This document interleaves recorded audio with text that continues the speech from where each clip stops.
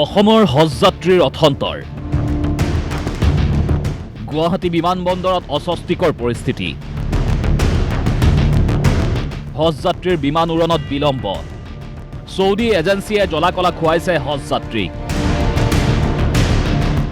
অসহায় অৱস্থা উত্তৰ পূৰ্বাঞ্চলৰ হজযাত্ৰী অভ্যৰ্থনা সমিতি গুৱাহাটী বিমানবন্দৰত অসমৰ হজযাত্ৰীৰ বিড়ম্বনা এয়া ঘণ্টাৰ পাছত ঘণ্টা ধৰি বিমানলৈ অপেক্ষা কৰিছে হজযাত্ৰীসকলে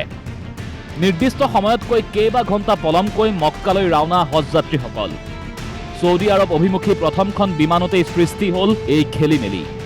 ফলত এক অনাহুত পৰিস্থিতিৰ উদ্ভৱ হৈছে হজযাত্ৰীসকলৰ মাজত এই ক্ষেত্ৰত উত্তৰ পূৰ্বাঞ্চলৰ হজযাত্ৰী অভ্যৰ্থনা সমিতিৰ আঙুলি সৌদি আৰবৰ এটি পৰিবহণ এজেন্সিলৈ এইবেলি অসম তথা উত্তৰ পূৰ্বাঞ্চলৰ হজযাত্ৰীসকলক মক্কালৈ লৈ যোৱাৰ ক্ষেত্ৰত চুক্তিবদ্ধ কৰা হৈছিল এজেন্সিটোৰ সৈতে কিন্তু এজেন্সিটোৰ অধীনৰ বিমান সৌদি আৰবৰ পৰা গুৱাহাটী বিমানবন্দৰত উপস্থিত হোৱাৰ বাবে সময়ৰ প্ৰয়োজন 8 ঘণ্টা কেৱল এয়াই নহয় সেইসমূহ বিমান ভাৰতত প্ৰৱেশ কৰাৰ পাছতে কৰা হৈছে পথৰো পৰিৱৰ্তন যাৰ পৰিণতিত এনে অবাঞ্ছিত পৰিস্থিতিৰ সন্মুখীন হৈছে হজযাত্ৰীসকল ফ্লাইটখন ৰাতি 9:30 বজাত তেওঁলোকে লেণ্ড কৰিছে এখন সৌদি আৰবৰ পৰা মানে একদম ডাইৰেক্টলি আহিছে এখন এবাৰ আমাৰ সৌদি আৰবৰ এজেন্সিয়ে পাইছিলে ফ্লাইট ইন বুলি অহাৰ পিছত তেখেতসকলে মানে 7 ঘণ্টা জাৰ্ণি কৰি আহিছে তাৰমানে বিভিন্ন পথত তেওঁলোকক আমাক কোৱা মতে পথৰ বিভিন্ন পৰিৱৰ্তন হোৱাৰ কাৰণে তেওঁলোকে আহি পাতে পলম হ'ল আৰু পলম হোৱাৰ কাৰণে তেখেতসকলে কিছু জিৰণিৰ প্ৰয়োজন হ'ল আৰু সেইটো অৱস্থাত মানুহখিনি যাব পৰা হয়তো ক্ৰিউ মেম্বাৰবিলাকৰ অসুবিধা হ'ব বুলি সেইকাৰণে তেখেতসকলে সেই কথাখিনি ক'লে আমাক পূৰ্বৰ পৰাই একেই সমস্যাৰ সন্মুখীন হজযাত্ৰী ঘৰুৱা বিমান সেৱাটো সঘনাই সৃষ্টি এনে পৰিস্থিতি হজযাত্ৰীৰ বিমানৰ সময়সীমা বিলম্বৰ ক্ষেত্ৰত উত্তৰ পূৰ্বাঞ্চল হজযাত্ৰী অভ্যৰ্থনা সমিতি দায়বদ্ধ নহয় বুলি ঘোষণা সমিতিখনৰ হজযাত্ৰীক বিমানৰ টিকটৰ উপৰি সৌদি মুদ্ৰা ৰিয়াদ প্ৰদানলৈ দায়িত্ব থাকে হজ কমিটিৰ